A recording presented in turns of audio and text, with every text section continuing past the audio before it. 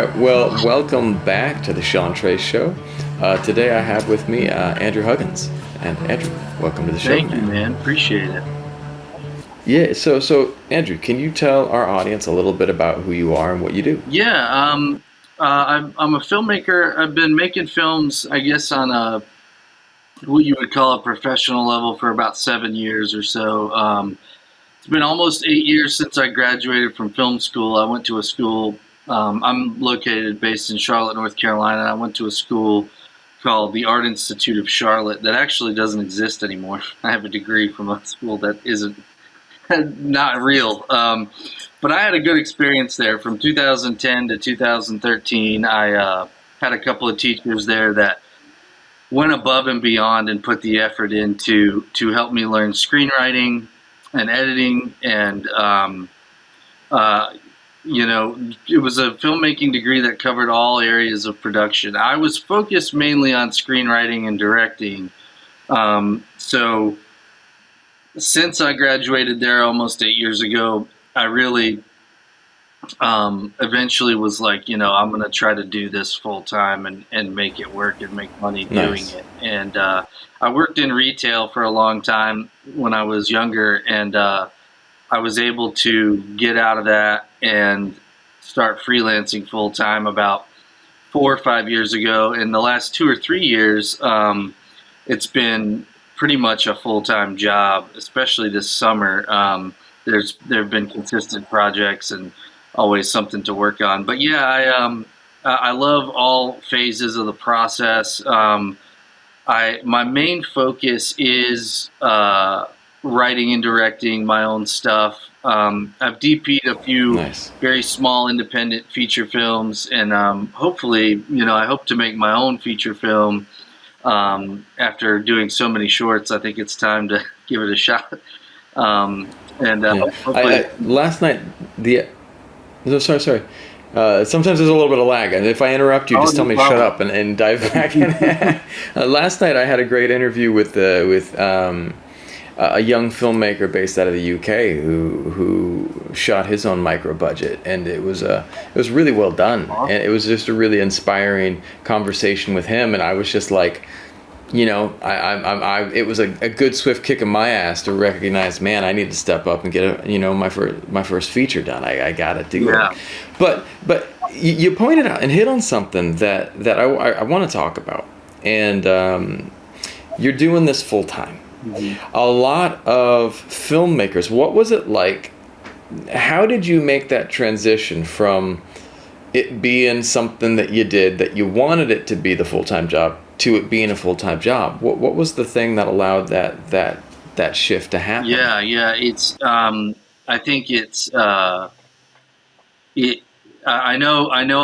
have a lot of friends. I know a lot of people that um, have been through the struggle of that, like I did, and that I went through, and it's tricky. It's really about ultimately it's about building relationships, and if you work as Mm, a what in whatever department, whatever capacity on a project, and you're able to make a good impression, and the work is of utmost importance. You do good work, whether you're shooting or you're helping an mm-hmm. art department or you're PAing or whatever it is. Do good work and but build those relationships. And it took me a few years to get there. I was Mm-hmm. still working in retail about 5 years ago. I think I quit. I worked at GameStop and I worked at Adidas for like 8 years total. In my Mm-hmm. teens and early 20s. And then I got this interesting gig that I still do, not as often, but for over 6 years now, I shoot for a company called House Lens, which is photos, videos, 3D tours, and of real estate. And that's been an awesome way to pay the bills and then pursue the other things. And it really was just these last couple of years, particularly this summer, where it was like, oh my gosh, like if I'm not shooting something for somebody and I have an off day, I have to be editing something. So it became, it's kind Mm, of, and the way my schedule is through the rest of the year is really a full time thing, and it's tricky to get there just mm-hmm. purely by being a freelancer. It's Mm-hmm. about building those relationships and kind of a two-part thing. Like directing can kind of always boil down to actors and camera, and like a two-part kind of thing. Freelancing for me is the real world, you know, relationship thing with people, and that you can build and kind of nurture, and then it's the Bill Belichick New England Patriots do your job kind of thing. Like, Yeah. be good at your job and try to keep filmmaking is so awesome because, well, this might be frustrating to some, but I enjoy that there's always something to learn. I think Scorsese, you never really perfect it. Scorsese said, I think when he was doing Wolf of Wall Street, he had some quote that was like, "Hey, I'm still learning," and it's like, man, okay, so if he's like 80 and still learning, the rest of us, Right. will probably always be able to, if you approach it that way, that you can learn something new or find a better way to do things with every project. And so And that comes on two sides. Like, you learn from other people, but also with the flip side is that the technology is just so updating so fast. Like, it's like this constant evolution, like you buy a camera and 2 years later the camera's obsolete. You know what I mean? And it's like, I've fallen into that myself with equipment and stuff. It's very frustrating. Yeah. Yeah, right. But I mean, and I think there is this constant evolution. I was talking to someone on the podcast the other day about the new tech on The Mandalorian, where they have those, I forget what it's called, but they have those screens that project all the way around. Yeah. And it's just this really awesome new technology that is changing up the game. And then some of the new Marvel movies are being shot on that. It's just this real cool evolution in tech. Yeah. And and for the studios, especially in the COVID time period, it makes so much sense because you keep people in one safe location, and you got this bubble type of a location that you can make sure everyone is kind of safe at, and keeps you from having to spend big money to go out to travel to places. Yeah. But that's really interesting, and so. The relationships aspect is something that I've had people touch on before, but how do you go about building relationships? What are some of the ways that you would network or kind of do relationship building? Yeah, I don't go to many of the meetups and Mixers. Groups. Yeah, and mixers. Yeah. I've been to a few, and that's a good way, to meet people. But I guess it kind of is like you have to work with somebody that first time. You have to and for me it was years of writing, directing, shooting, editing to where I could get a little website going and have a reel and say, well, just go there and check out my 3-minute reel, and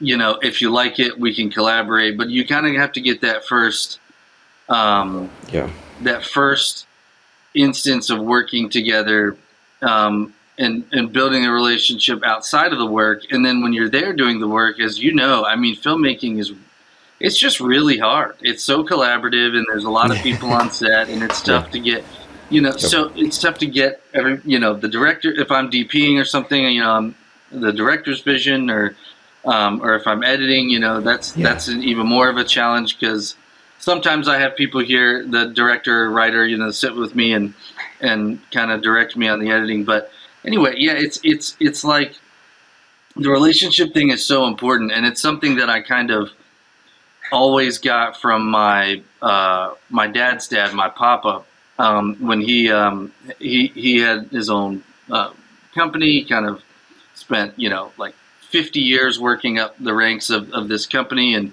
he had a picture on his wall that just said relationships, and me and him would talk about that and how important it was to, as I was starting film school, and how important that aspect of things are.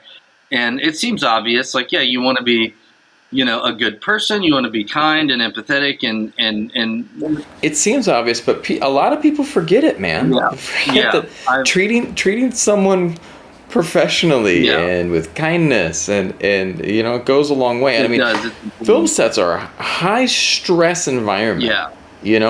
And you see people that handle that stress well, and there's people that really don't. Yeah, You I mean, know? we've all been on a set or two that's just kind of toxic, and people are clashing or whatever. You know, I've definitely been there, and that makes the relationship part of it so difficult.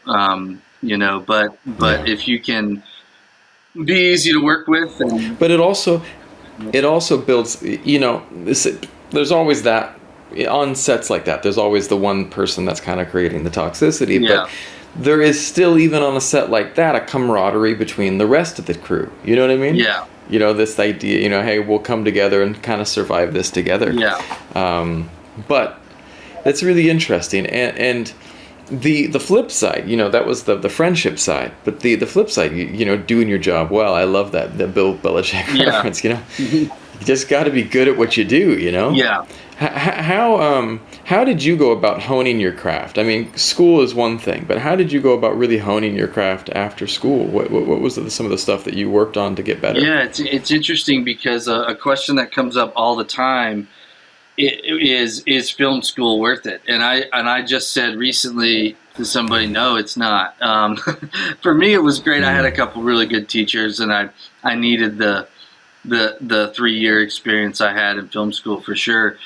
But to just that everyone's heard it a million times. If you can just get on a set and build Yeah. relationships with people and start getting experience, that I think that's probably the best way to break into things if you're trying to do film work. For me, honing my craft, a lot of it came from after school. Furthering my education, I watched a lot of movies. So I just, that was for writing inspiration. It was definitely for learning about cinematography, watching Italian And I movies. follow you on Instagram. You've got a collection. I do. You have a collection. I do, yeah. I was like, you post them on Instagram sometime, and I was just like, damn, that's awesome. Yeah, I haven't been getting as many new movies lately, but there were a couple years there where, yeah, I mean, I'm big into the physical media, the Blu-ray thing, and I love collecting movies. I collected baseball cards the same way when I was a little kid. I've always had that obsessive collecting thing, Lord of the Rings action figures, whatever, when I was, a teenager. And yeah, so watching all sorts of stuff, just like Michelangelo and Antonioni films, from like the 60s, and German Nice. films from the 70s, and Spanish films from the 40s, and just there were so many. Nice. There's so much education out there, and that was a lot. That was for inspiration for writing. It was definitely inspiration for cinematography. Like, well, how did they block Yeah. and frame a scene in this film, this Polish movie from the 80s? Like, how did that? I've never been to Poland. It's so different, being an American. Like, they think so differently, and with the camera, like it. So it's fascinating just Yes. watching so many different things. And then another way to kind of hone the craft was about 3.5 years ago. I was collaborating with a group in the Outer Banks of North Carolina on a horror film, a short film called Detour. And going into shooting it, I said, you know what? I think I'm gonna DP. I'm gonna direct it. I didn't write it, but they want me to direct it. But I'm gonna also DP it and see if I think I can do that and try it for the first time on this film. And what I'm gonna do is bring along my friends Justin Stewart and Kiefer Andrew, who are AC, gaffer, grip. I mean, they're everything. They're just they I usually work with a small crew, and those positions all blend together. And I brought those two guys along, and Kiefer basically co-DP'd with me. He operated a lot of the time, and Nice.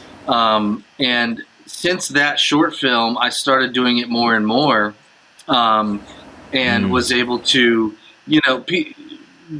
edit or shoot and edit more, kind of for a living, because Yeah. it's rare, and it's happened a few times, but it's rare that someone's banging down my door, hey, I need you to direct something, because everybody wants to direct their own thing or write their own thing. Yeah. So shooting and Yeah. editing was a way to hone in on that and get better at those parts of filmmaking, was a way to transition into being full-time freelance. And I still bring in my friend Derek Donovan sometimes to DP stuff of my own that I've written.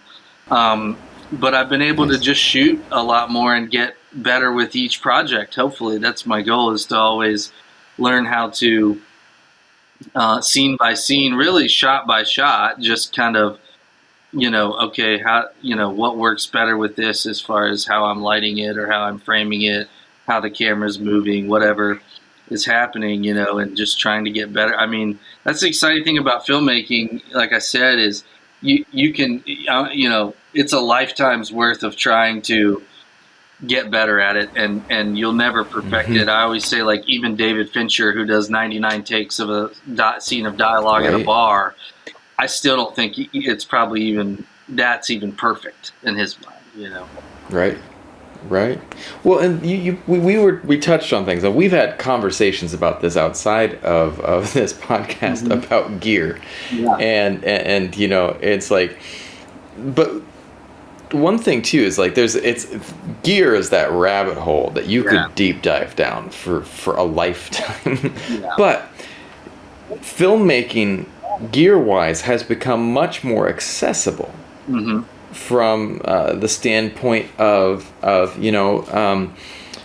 you can grab a Canon 5D, and shoot something beautiful. You could get something cheap Hmm. and shoot something beautiful for the most part. Yeah.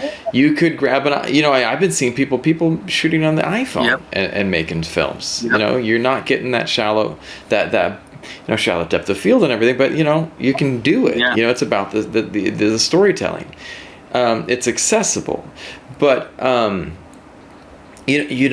what that gear thing is something that is unique to each photographer or videographer, cinematographer, director. What are you shooting on now? What do you like to use? Yeah, I love talking gear, and most people are like, I don't know what you're talking about. But yeah, like you said, like with you, it's like, we know, I know you are, I think, still on the Black Magic, which I love, the Black Magic Yeah. Pocket. We shot a short Civil War film on the original Black Magic Pocket. You Oh, probably that's buy for awesome. $200 right now. Still love that image. It's on my website. It's on my Still Vimeo. It's beautiful. beautiful. Yeah. And but I'm yeah. So I've fallen victim to the rabbit hole. I started on a Canon 60D, which it's sitting right next to me. I still have, which Nice. I still shoot real estate with. And then my first real camera, like cinema, like kind of, man, this, all of a sudden Andrew's images are starting to look a little nicer, was the Sony A7S II, which we just had a Nice. little a premiere, and we're releasing a feature film I shot on that camera called Caged. And I just watched it in the theater, and Nice. I was like, man, that A7S II image holds up pretty good in a theater. It's a solid, It is. and that's the thing, and these cameras are accessible That's the great to thing, filmmakers. is everybody, an A7S II right now, I'd say you could probably get one on eBay for $800. And compared to what I shoot on now, the Exactly. Red Komodo, that's $6,000. So it's like, And that right. Well, and that's one of the things that I think is changing the game right now, yeah, is that 15 years ago, 20 years ago, if you wanted to make your own film, you're not able to cross into that no, realm of you can't you're going to be shooting on like your camcorder with VHS, and that's not cinema quality, yeah, but the small you shoot on a Blackmagic, and for the most people, Blackmagic Pocket Cinema 4K, it would look like a feature film, or the absolutely, Sony A7S too. It's going absolutely. to look like a feature film. Yeah, and I transitioned to the from the Sony to a Panasonic S1H, which I also loved that camera.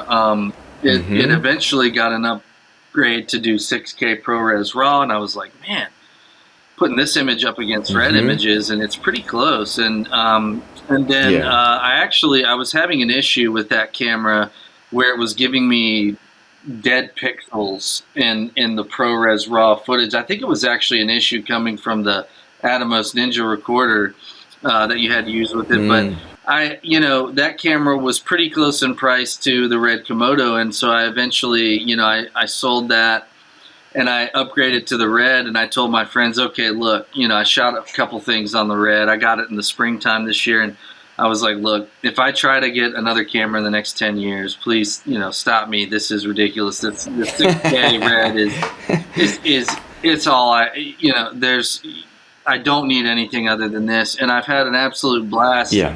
getting used to the Red and learning it. And I've shot probably 20 or so things on it this year. And, That's and awesome. I love it. But it is a rabbit hole.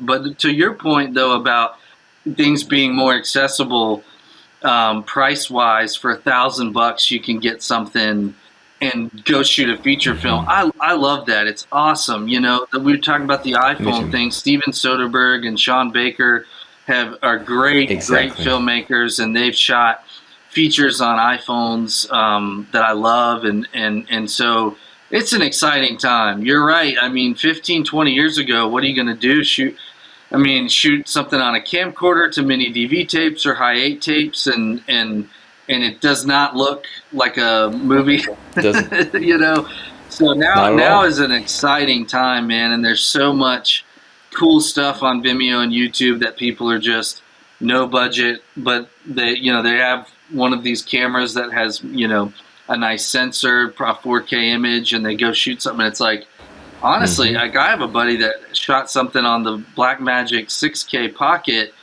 and I think it was he had similar images next to each other with that and like an Arri Alexa, the Mac Daddy of all cameras, and Mm-hmm. couldn't tell the difference.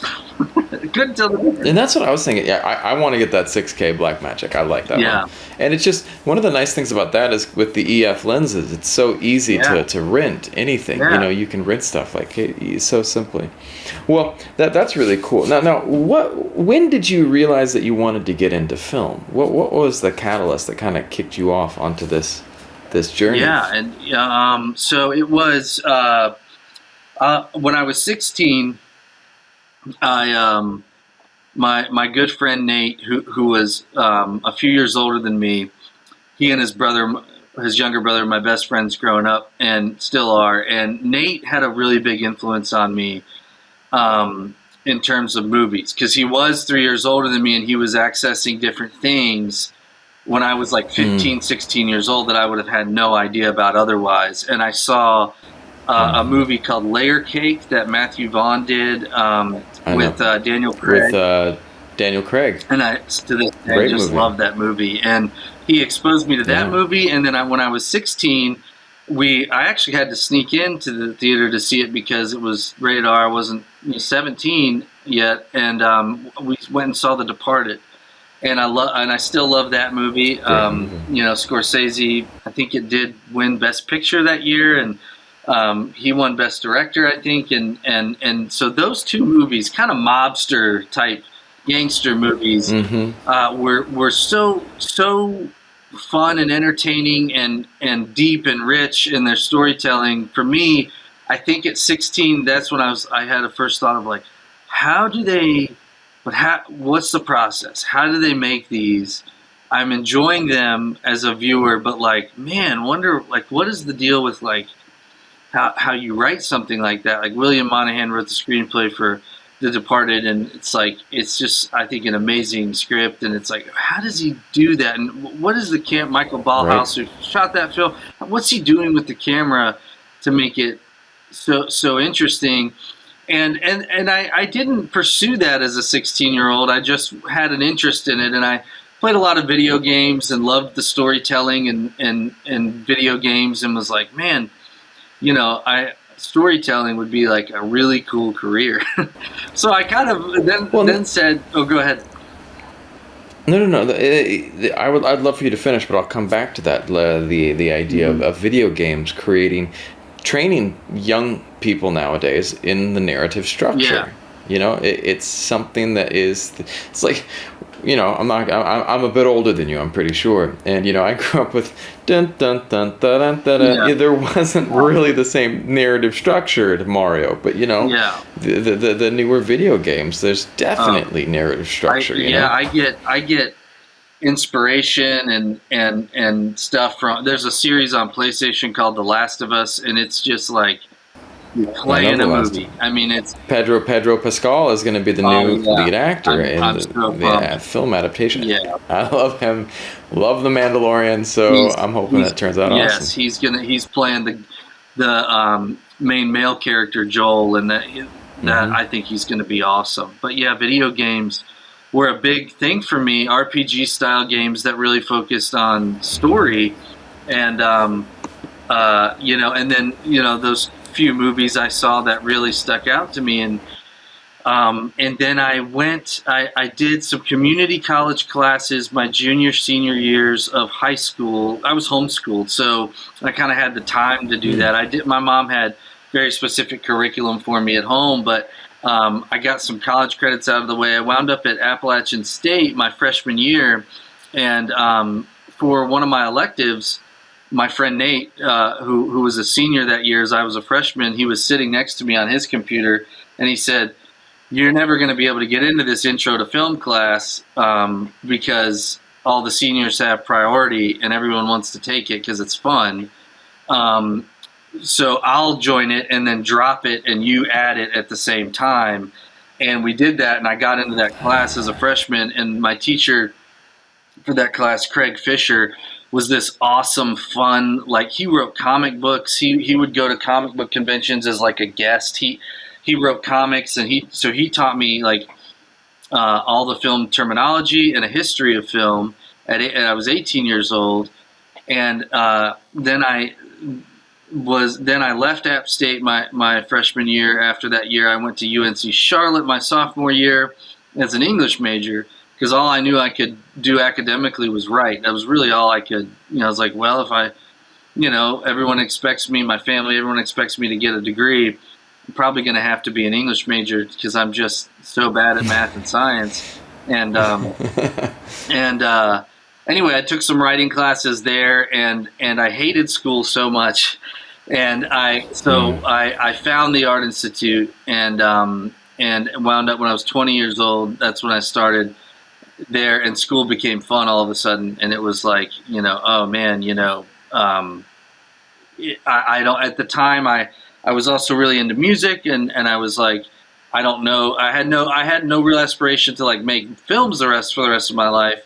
But after I graduated from there and worked a lot and just put in the work, I was like, yeah, this is something I'm going to try to do like for a living. And it all kind of began with seeing those movies when I was 16. That love, you know, I mean, I'm sure you have it. Some people, movies are much more than an hour and a half entertainment escape. It's just such a It's a dream. yeah, It's this. yeah, it's a It's spiritual thing. for me, one of the early movies, and again, I'm older than you. One of the movies that was a core foundational movie for me was Space Camp. Okay. We watched that movie over and over. Yeah. It was with Joaquin Phoenix Mm-hmm. way back when he was a kid, and Tate Donovan. A bunch of great '80s actors were in it, Mm-hmm. and Kate Capshaw was in there too. And it was just it's a silly kids movie, man, a full on '80s kids movie, Yeah. you know. But to me, I actually believe those kids were real, Yeah. and I believe that they Yeah. went to space, and the idea that something could take me into this other world was something that was fascinating Yeah. to me. Absolutely. And and I deep dived into film after that, and one of the movies I loved as a kid too was Robin Hood, Prince of Thieves. Oh Kevin yeah. Costner and Alan Rickman. Such a fun, And adventurous movie. Yeah. and Alan Rickman was this horrible character, Yeah. But yeah, that was what was fascinating to me was when I found out later on and I saw an interview with Alan Rickman. I was like, oh, what nice Hmm. guy. But yet that an actor could then be this person that just becomes horrible. You know, it Right. was amazing to me Yeah. to see that. And one of my favorite movies of all time still is going to be, and this is because I grew up in outside of Asheville, North Carolina. Hmm. And when I was living down there, while we were there, two movies were shot down there when I was a kid. First of all was Last of the Mohicans. Yeah. Was shot out at Chimney Rock in Asheville. Yep. And we used to always go hiking out there, right on the scene where they have the fight scene and they kill Uncas, Hmm. and Daniel Day-Lewis kills the guy at the top of the waterfall. Hmm. You can hike there, and so we used to always go hiking there every weekend. And then when they filmed the movie, there was just super cool. Oh yeah. That and Dirty Dancing was filmed Yeah. right up the street. Yeah. So that was awesome. I did some work in the Yeah, Lake no. Lure area a couple years ago. Yep. Some drone work for the Rutherford County Tourism Board, and we went to the resort where they did Dirty Dancing, and I actually crashed my drone shooting Chimney Rock. Really? They had to hire this like freelance climber firefighter guy who found it, and it was amazing that he recovered my drone. But yeah, that's such a cool area, and I mean, Last of the Mohicans It's is so such amazing. a great movie. It is so great. Yeah, and it was supposed to be upstate New York, but actually most of the movie was shot down in North Carolina, which is pretty cool. But those were some of the influential movies for me Yeah. that got me started.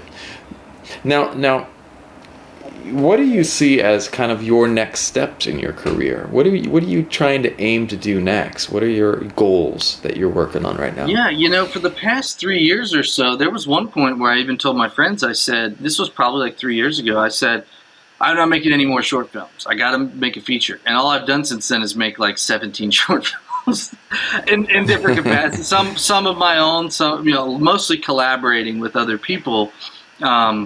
The last 2 years have been just tons of collaboration in making shorts and then DPing 3 feature films.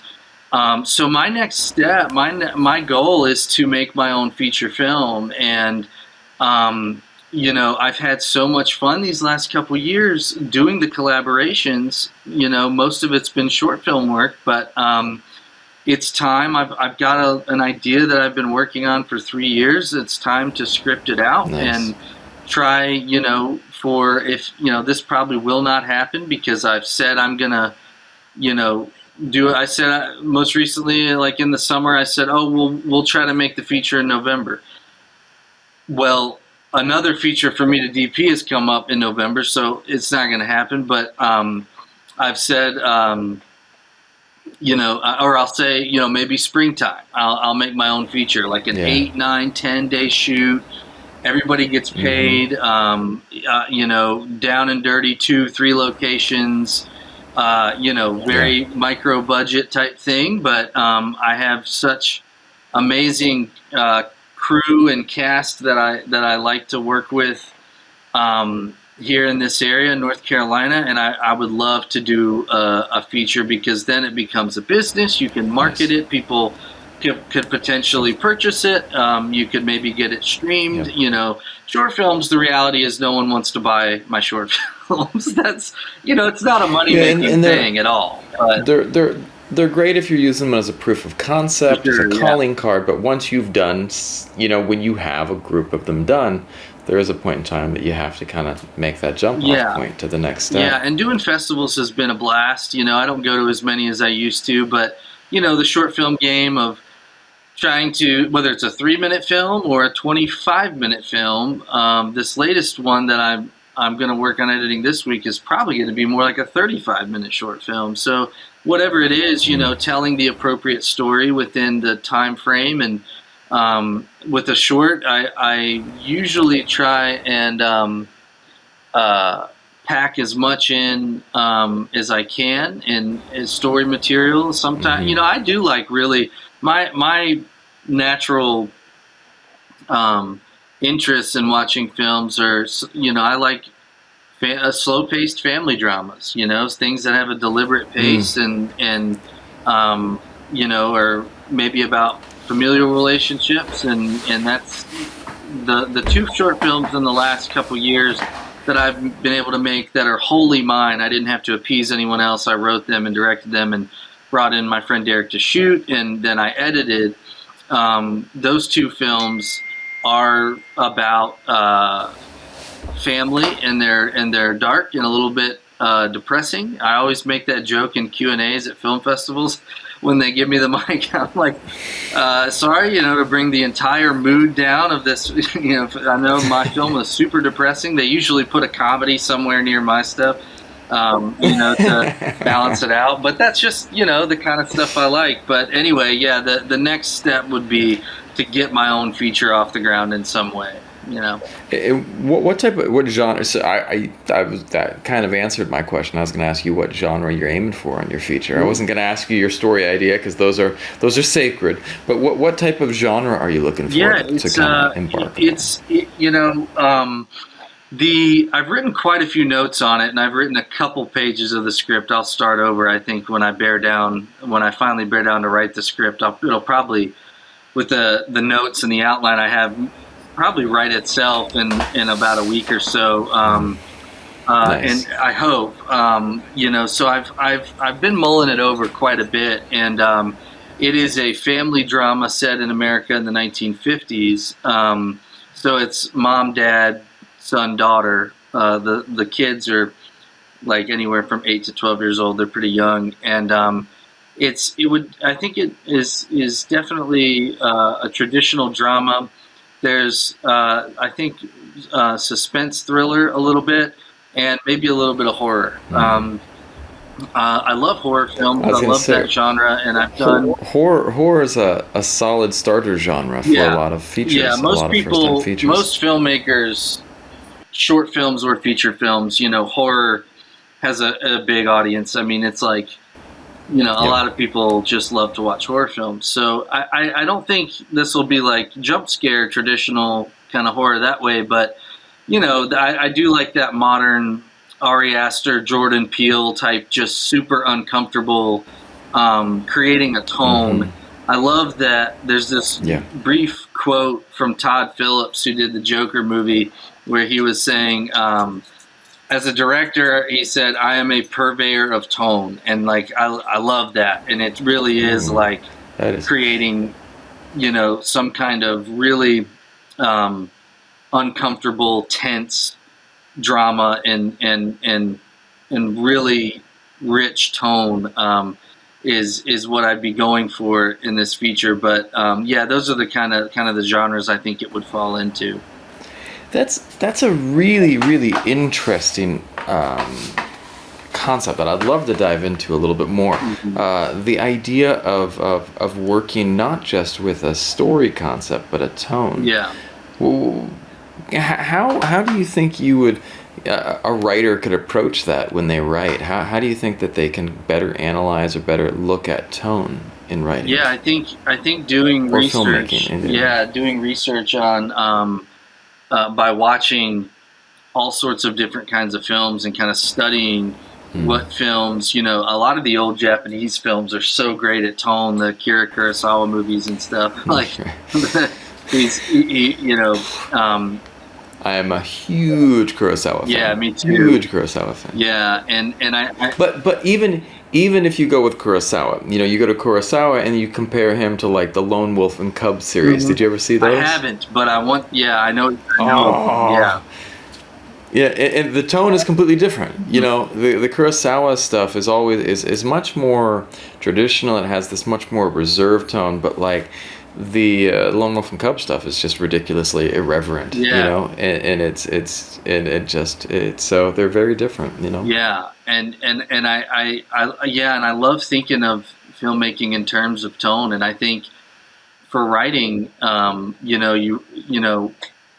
to write in your specific voice, of course there's rules and formatting and things you have to do in writing scripts, but like I've read scripts from, like big famous movies and stuff, and a lot of times those writers will just totally deviate from, what you're supposed to do, and it creates the script has this entirely unique personality, and that's so fun to try to achieve when writing. And then obviously, when it comes time to shoot, directing it, and um, something very small that I do, and I know a lot of people do, is whether it's a dialogue scene or it's a scene of action or whatever it is, just letting the camera roll for an uncomfortable amount of time after the actors have completed the scene. Little things like that that you might be able, when I edit, the rule has always been a page of script is 1 minute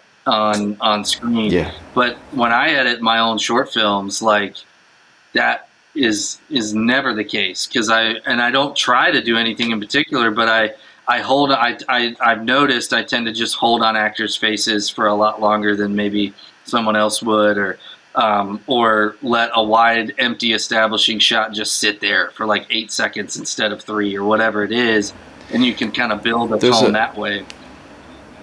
There's a great movie called Scent of Green Papaya. It's a Vietnamese movie by a Vietnamese French director. And one of the things that he did that's really interesting, I'm blanking on the name of the director. I will pop it up here in a pop-up after when I edit it here. There are certain scenes. There's just one scene that is... this director recognizes that part of the aspect of storytelling is the use of the camera. And the camera is a powerful tool. Many writers use dialogue and want dialogue to pull you through the script. But this director recognized that the camera is also part of the story. And so there's this scene where this girl is living in this house, and for about 30 seconds, he just lets the camera sit on the courtyard and watch the rain fall. The rain falls, and it's this, and you're just like, wow, what's going to happen? Right. And it creates this tension, and then all of a sudden after 30 seconds later, this girl walks through and the action begins, and it's just like, oh man. And then he's focusing on the water drop. He's on the water drops over here, and she walks through the scene, and he stays with that shot, and she's gone, and you're just like, hang on, but where did she go? What And so, and then he changes shots, and the idea of, we're so used to this filmmaking that's like this, pop, pop, pop, pop, scene 1, scene 2, and there's this, and we follow the action, but the idea of, there's also action that's happening on the sides that is equally interesting. You know what I mean? And so it was a powerful. You got to check that one out. Scent of Green Papaya. Yeah, I'll definitely have to look into that, because I love stuff like that. And it's like Rosemary's Baby. I don't remember who the DP was. But there was a story of where they were filming her in the kitchen, and the DP set up the shot, and Roman Polanski was like, "No, just over a little." And the DP was physically moving the camera a little bit, and Roman Polanski's like, "No, more," and I think there's like a little bit of the molding of the doorway out of focus in the foreground, and then she's in focus in the kitchen, and the DP was like, "I don't know what he's doing," and then when they showed the film, the people in the theaters were like craning around trying to look around to see her. It's like, whoa, what a cool effect that. And he knew, if he placed the camera in a certain place, it would make the audience really uncomfortable and be like, I can't see, like, what is it? Oh, that's just the shot. It's but and building tone with the camera is something I've tried to focus on the last couple of years, as I've done a lot more DP work, and it's so fun, man. What would, if you could go back in time and see a younger version of yourself, what type of advice would you give yourself? It's interesting. I think what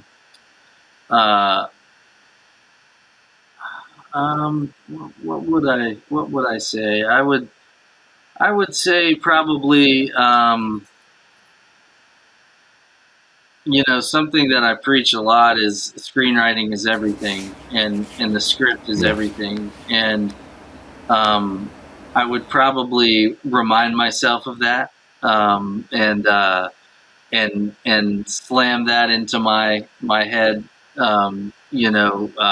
even more so as a film student. But I will say I wasted some time in college going to 4 different schools. So I'd probably say something to myself of, hey, you know what, this love for movies that started at 16, why not pursue that Just get immediately at straight to 18 it. instead of winding up there 3 years later and having, Yeah. some of those credits from App State and UNCC, like they transferred and stuff, but a lot of them didn't. And so I wasted some time.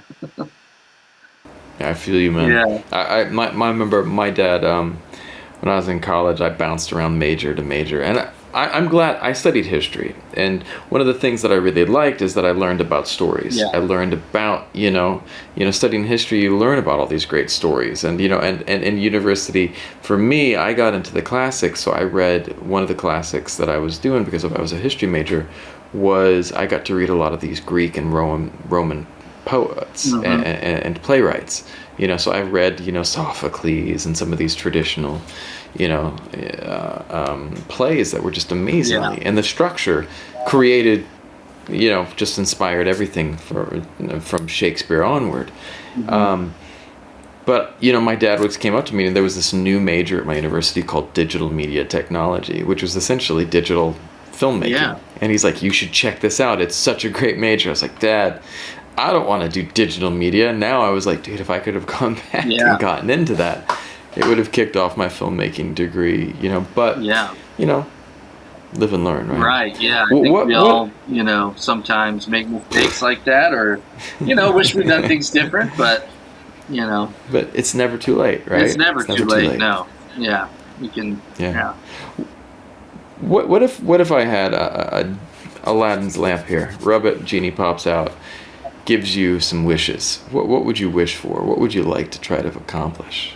I think at this point, doing film work for about 7, 8 years, and where I am now, I would go back to that notion of trying to make this first feature. I would say, hey, um, the fundraising process for it. First of all, I got to write the darn script, and Yeah. and then fundraising and getting people on board for to be a part of that. I would wish that would all just happen without without any of the actual pre-production work that needs to go into it. But Right. and hope that it comes out the way that I envision it now. That's the next thing, really. I think is to make filmmaking more of a business for myself by making something 80, 90 minutes that can be marketed and sold potentially.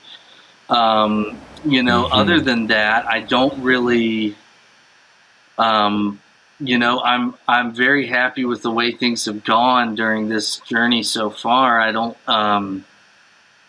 you know, nothing really, nothing specific else comes to mind really, as far as what I would just boom, want to make happen. I don't know. Maybe, oh, you know what? Maybe it's something I've thought about recently is I've started outsourcing short films to some of my Mm. friends to edit. That my production company, which is just me sitting here at my computer, it's not, it's not even an Right. LLC or anything yet, but like that I would be able to really get that off the ground in some way where I could hire an Nice. editor. That would be a Yeah. huge thing for me, to Yeah. really blossom that production company idea into something concrete. Yeah. That's awesome, man. Well, I really, I hope that some of those things can come to fruition, man.